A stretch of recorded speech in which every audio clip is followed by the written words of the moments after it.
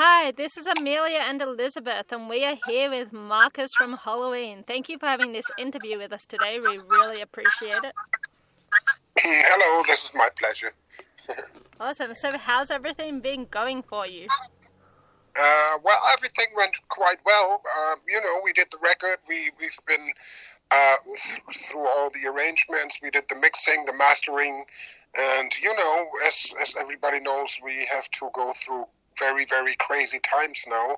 So we delayed the release. It's coming out on the 18th of June, I guess. Actually, 1 year later than we were supposed to release it, but crazy times. We don't know. Yeah, it's you never know what you can do right or wrong in times like this. So we decided to bring it out now. And what can fans expect from your new self-titled album?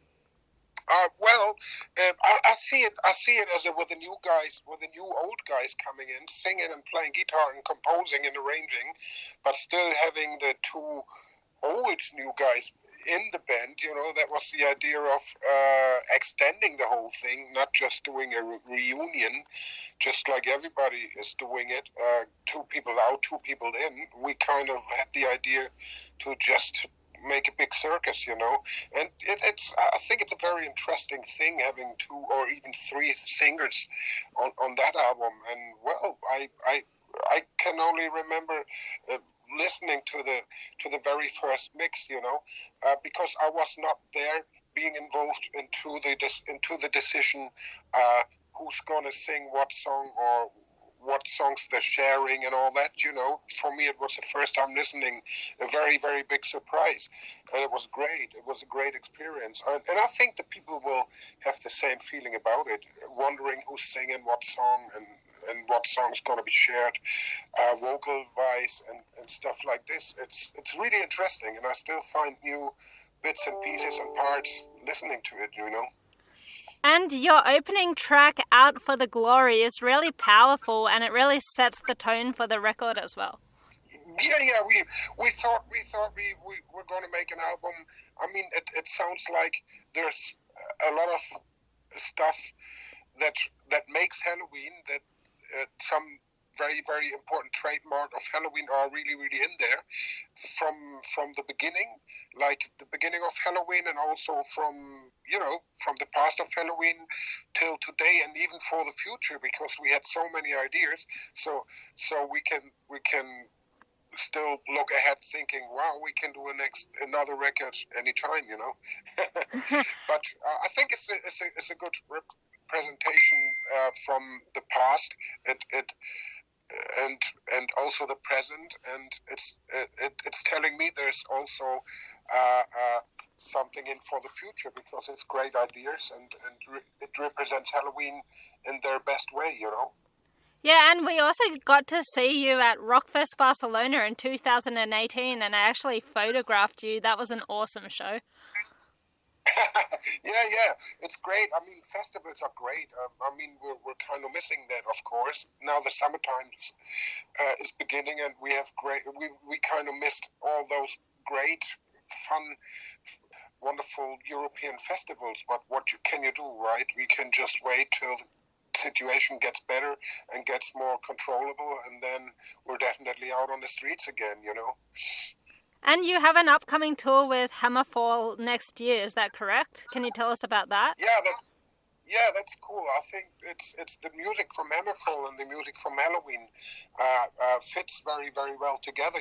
People seem to like those kind of power metal, hard rock, heavy metal kind of music. It fits very well, and it's Hammerfall not being just a supporting act. We make it like a very, very special guest. They play like 1 hour 15 minutes, and I think it's a good value for the people coming listening to the show. Yeah, I think I'll definitely catch you at some point in Europe. I mean, we're always there, so. All right. And back to the album, so what was your writing and recording process for that? It was kind of very, very interesting, because we started off hooking up into the studio after the tour, a couple of months after the tour, after we wrote our songs at home, collecting ideas, hooking up to find out what's the best material to work with, which was like a lot of material, then deciding what stuff we're going to work on.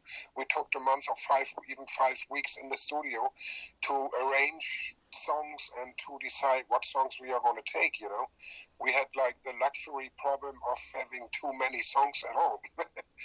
But, and after all that, in the end of that collection and jamming and arranging process, we weren't allowed to go into the studio with 7 people, plus producers and engineers. More than 10 people weren't allowed to be in the studio. So we kind of split up, in different studios. But we're kind of used to work like this. Since the internet is going on, it's easy for like Andy doing his vocals in Spain and for me staying in Hamburg and then putting it on a server directly to the producer who's putting it all together.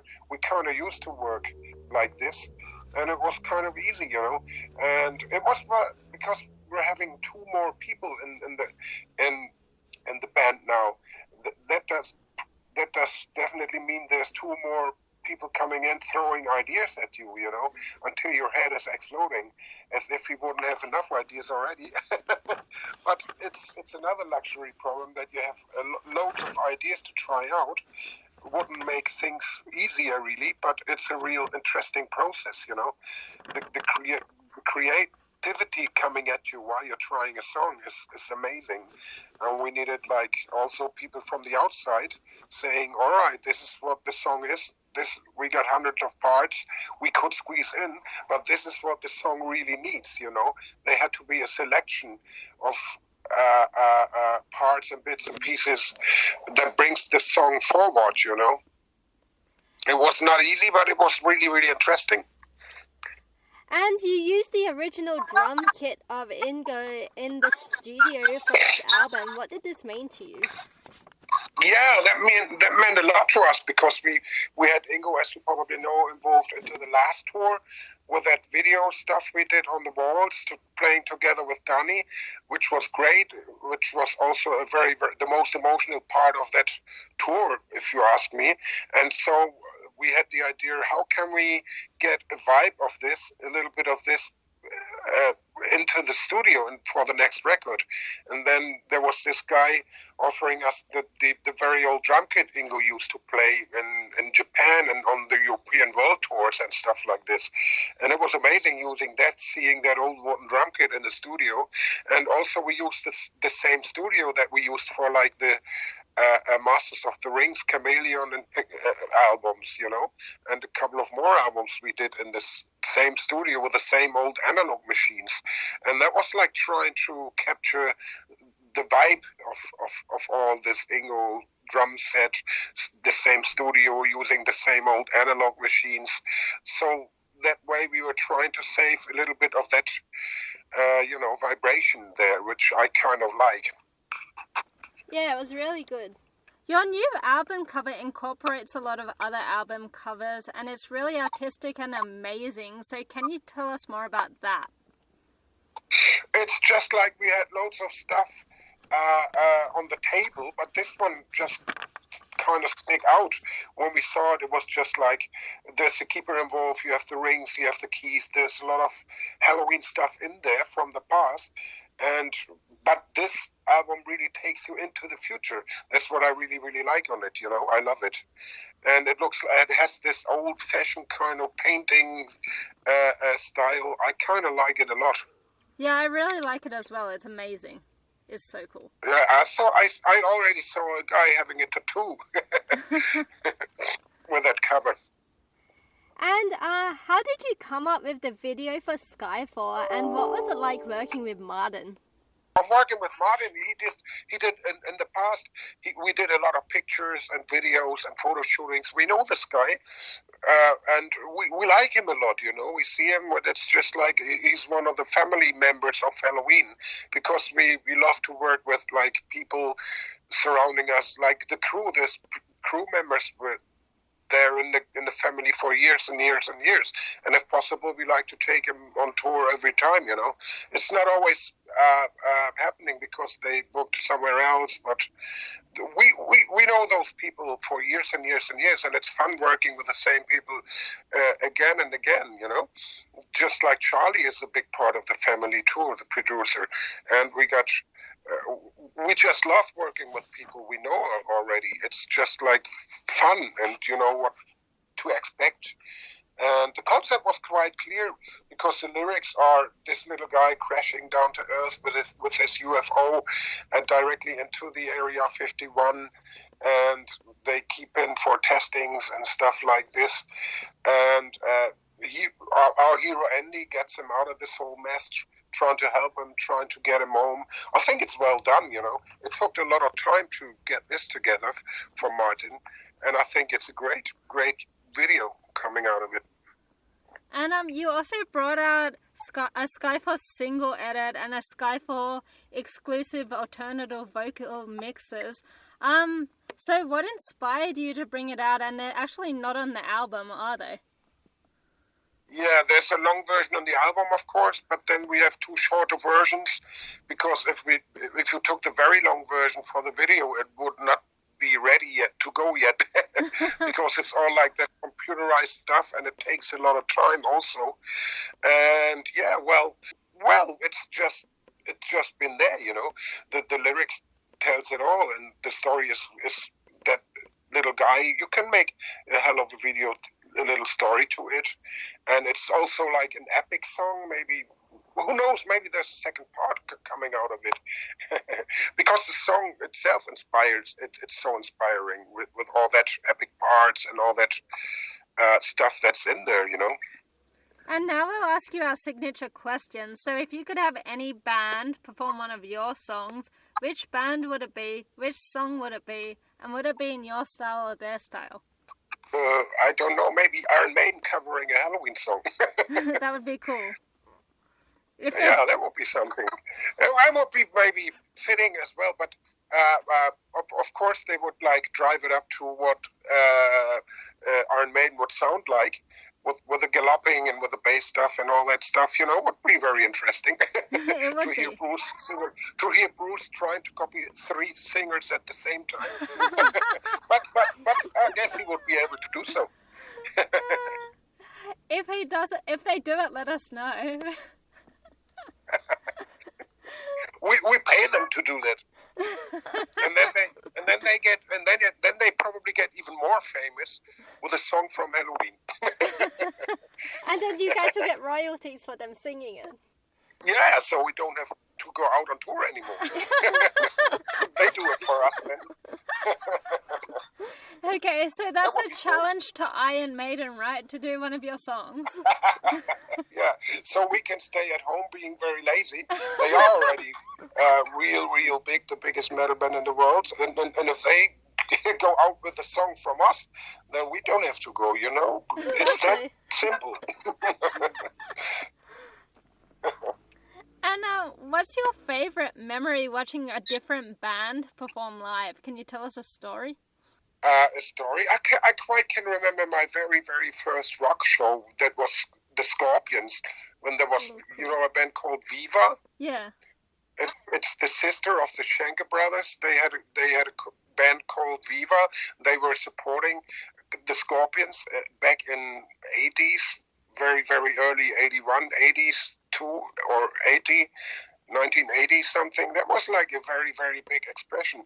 Or all those, like the very first Judas Priest show I was watching. It was just like, or the first Ozzy show when he came to Hamburg. It was just like those memories you never forget, you know. You hook up with a couple of friends, you listen to the record from the band you're going to see, sharing a couple of beers, and then you go to the show, you know. That's amazing memories. And that's it's very emotional. You never forget things like that. And I guess that's the essence of music, It's all that memory stuff you got. You listen to a song or you listen to a band, and you will have a situation running in front of your eyes, It can be good memories from a girlfriend, from a boyfriend. It can be like a good party. It can be like a great holiday where you were listening to certain songs or something. And I kind of like that. That's what music is all about, It's very emotional. And what's one of your favorite memories with your fans? Oh, for fans, there's a lot. But if to pick one particular, I can't really remember. There was like also a family in Spain. They had like a son. He had that IDB thing kind of syndrome. Okay. Kind of sickness whatsoever, and they asked me to bring him backstage, and I brought him backstage, and he was totally crazy about the band, seeing all that backstage scene and all that. Those are really cool memories. That would be really exciting, and that's so nice of you to do that as well. and that was really emotional for all of us. Yeah, definitely. And last question, is there anything else you would like to say to your fans? Oh yeah, I mean, we all got to be a bit more patiently, and then waiting for the time it gets more cooler. Numbers are sinking about that fucking virus stuff going on right now, and then hopefully getting ready for the next tour, getting ready for back to a normal life. See you there sharing a nice cold one, I would say, Yeah, definitely. Well, we hope to see you somewhere on the road. All right, yeah. As I said, we start next year, April. Yeah. So God will, and then hopefully going out for the rest of the year, Are you on any European festivals? Well, see, that's the thing. We don't have that many festivals, because when we were actually doing our plans for the record, because we didn't plan festivals when we go into the studio, we don't do any shows at all, right? So we weren't booked on any festival. The plan was to bring the record out and do the festivals the very next year. Right. But now they're all rebooking with a billing, with a lineup they had already. So we cannot go. They booked the bands already, because they're replacing all those billings from one year to another, Yeah. That means we don't have that many festivals, and we have to wait for the over next year to go to the festivals. See, it has a big bad tail, that kind of sickness. It's you realize when you like to do the festivals, but then there's no spots left. Yeah, But then we do it 1 year later, of course, because it's one of the great things doing the European festivals, playing outside, playing in front of a great crowd, hanging out with other people, hanging out with you. You get to see other bands. You hang around, sharing a beer, having a nice talk with all the other bands. I like that a lot, and I'm kind of missing that. Awesome. Thank you so much for talking to us today. We really appreciate it. Thank you. All right. Thank you very much. All right. Hope you have a Cheers. good night.